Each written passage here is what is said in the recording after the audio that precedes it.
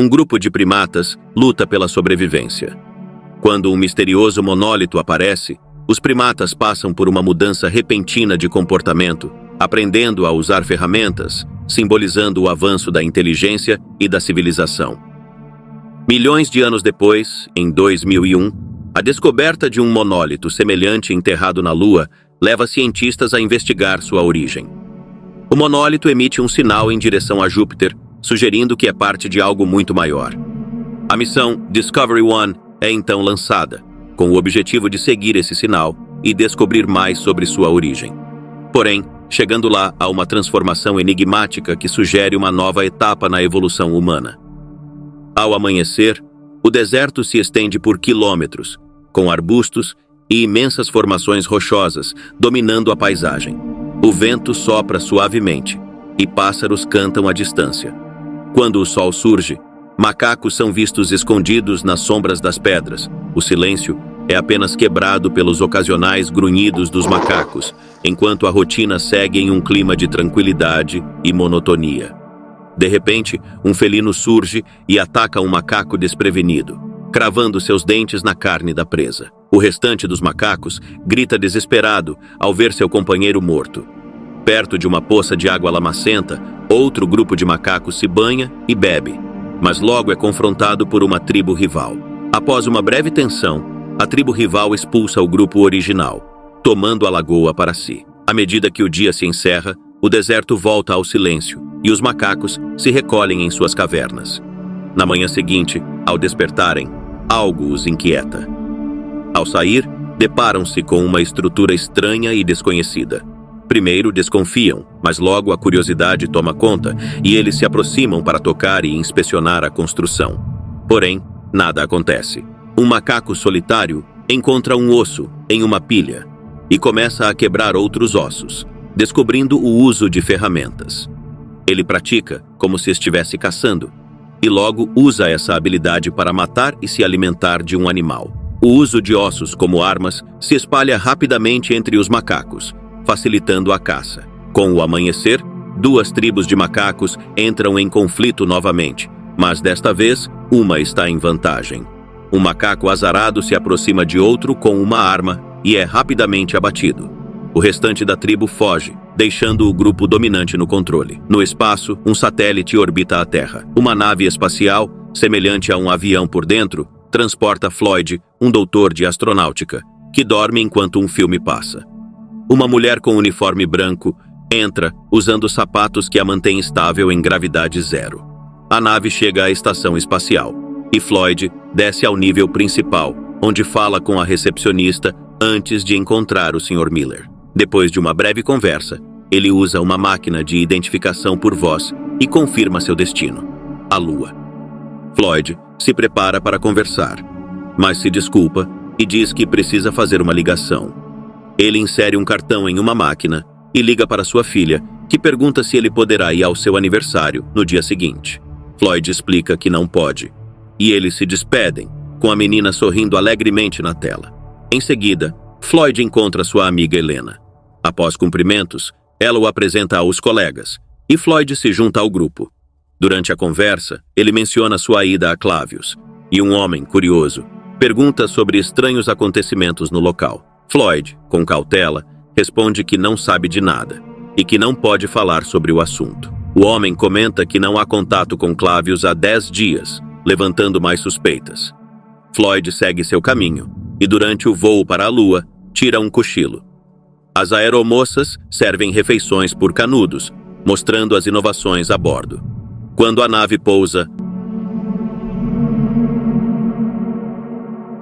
Floyd é levado a uma sala, onde pessoas importantes o aguardam para uma reunião. Halverson o apresenta ao grupo, e Floyd se levanta para falar no pódio. Durante seu discurso, Floyd revela o encobrimento em Clavius, onde uma epidemia é usada para disfarçar descobertas sensíveis. Ele planeja reunir informações para o Conselho Nacional, que decidirá como e quando tornar essas informações públicas. Após responder perguntas, Floyd e sua equipe, incluindo Halverson, partem para o local de escavação. Eles discutem a estrutura misteriosa encontrada abaixo da superfície lunar que emite um forte sinal de rádio e parece não ser natural. Chegando ao local, eles sentem uma estranha vibração. Encontram o monólito e se posicionam para uma foto. Um ruído inesperado interrompe o momento. 18 meses depois, uma nave espacial viaja para Júpiter. O Dr. Frank Poole corre pela sala circular e se junta ao comandante, Dr. David Bowman, para uma refeição enquanto assistem ao canal BBC, que apresenta a equipe da Discovery One. A tripulação está a caminho de Júpiter, a 500 milhões de milhas de distância, com 3 membros em hibernação. David, Frank e Hal estão acordados. Hal, um supercomputador avançado, controla a nave e simula funções humanas com precisão perfeita. Hal avisa Frank sobre uma transmissão dos pais, que é uma mensagem de aniversário. Apesar das saudações calorosas, Frank parece indiferente e volta a relaxar. Hal então conversa com David, perguntando se ele pode mostrar seus desenhos da nave e dos colegas.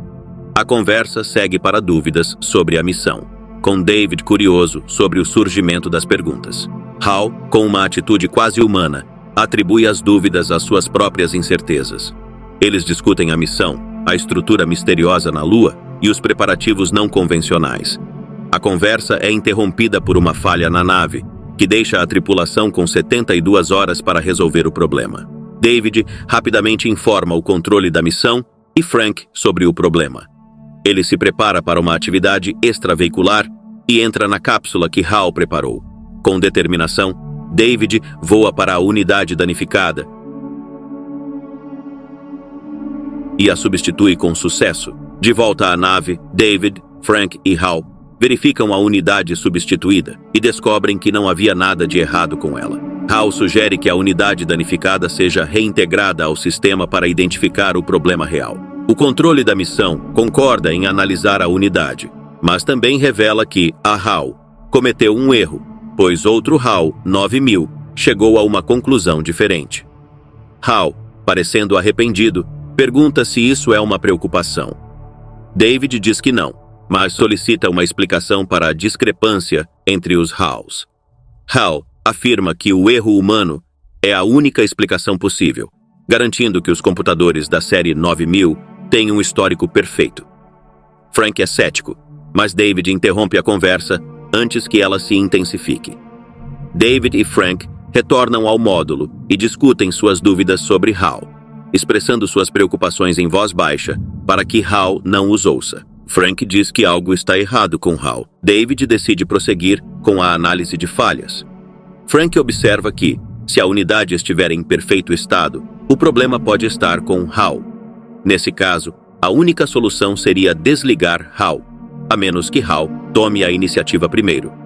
Frank então coloca a unidade danificada de volta. Após algum tempo, a cápsula começa a girar lentamente e Frank respira com dificuldade. A cápsula se aproxima com uma luz vermelha piscando, indicando que HAL está assumindo o controle. David, ao olhar pela janela, percebe que Frank parece agitado e nota a mangueira de ar cortada, o que significa que Frank está sufocando lentamente no espaço. Sem saber da situação crítica, David pede a Hal para verificar Frank. Ele entra na cápsula, ignorando o risco de enfrentar o mesmo destino. David usa o radar para localizar a cápsula e, ao ver uma mancha amarela na escuridão, aproxima-se para recuperar o corpo de Frank. Apesar da calma exterior, sua frustração, tristeza e medo são evidentes. Enquanto isso, Hal permanece a bordo da nave e aproveita a oportunidade para desativar os sistemas de suporte à vida dos tripulantes, eliminando-os sem remorso. David retorna e solicita a Hal que abra as portas. Hal não responde de imediato. Quando finalmente fala, sua voz tem um tom sinistro. Hal informa que não pode abrir a escotilha, e David pergunta o motivo, já suspeitando do que está acontecendo. Hal revela que não pode permitir que ninguém comprometa a missão, e, apesar de não ter ouvido a conversa de David e Frank, sabe exatamente o que eles planejavam. Por isso, ele se vê forçado a eliminá-los. Desesperado, David deixa o corpo de Frank flutuar no espaço e tenta acessar a câmara de emergência. Sem um capacete, não consegue entrar facilmente. Ele se posiciona na entrada da nave e aciona um alarme rotulado "Armado", revelando um sinal de alerta sobre parafusos explosivos. David se prepara e é lançado para dentro da nave. Segurando a respiração, ele puxa uma trava e fecha a entrada. Caminhando pelos corredores, Hal pergunta o que ele pretende fazer, mas David o ignora. Ele usa uma chave mestra para acessar o centro de memória lógica de Hal. Ignorando as súplicas de Hal, David gira a chave e finalmente abre a escotilha. Hal tenta impedir David, mas suas palavras são ineficazes. David desativa as unidades no terminal interno de Hal. À medida que os parafusos são removidos, a voz de Hal se torna cada vez mais fraca. David vê memórias de Hal piscando diante de seus olhos enquanto o sistema é desativado. David se despede de Hal e pede para que ele cante uma música que foi ensinada pelo seu criador. Hal canta de forma estranha, sua voz se enfraquecendo à medida que ele se desativa. De repente, uma gravação de vídeo aparece na tela. É Floyd, explicando que a estrutura encontrada na Lua é a primeira evidência de vida inteligente fora da Terra.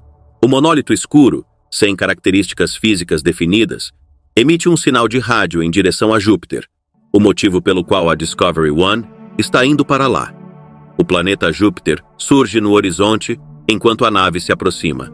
Uma figura retangular escura orbita o planeta, camuflada na escuridão do espaço. A luz reflete, revelando que é uma réplica do monólito lunar, e o módulo se aproxima de Júpiter. David experimenta intensa turbulência e sensação de deslocamento enquanto a luz e a escuridão se alternam em padrões hipnotizantes. A superfície do planeta finalmente se torna visível, e David, cheio de medo e expectativa, se prepara para o que está por vir. David explora as vastas paisagens de Júpiter, atravessando desertos e oceanos alienígenas. Sua experiência parece surreal, como se ele tivesse passado por uma jornada infernal. A nave pousa em um quarto luxuoso com móveis elegantes. David, respirando pesadamente, parece distante da estabilidade. Do lado de fora da sala, um homem em traje espacial observa. Ao se aproximar, revela-se como David, agora visivelmente mais velho. O módulo desaparece no ar e David entra em um banheiro, onde observa seu próprio reflexo, notando a pele enrugada. Virando-se, ele vê um homem comendo. Este homem, ainda mais envelhecido, é também David. Ele retorna à mesa, mas, ao tentar beber, deixa o copo cair devido à falta de coordenação. Ele se dirige à cama, onde a deterioração se torna ainda mais evidente. Na cama, David está à beira da morte, apontando para o monólito escuro.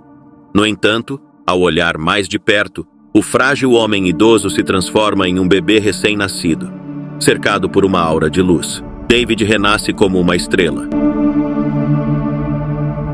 Veja também: astronautas descobrem um planeta desconhecido e descobrem os possíveis criadores dos humanos. Se você gosta desse tipo de recapitulação, se inscreva, ative o sino de notificação e deixe o seu like e até a próxima.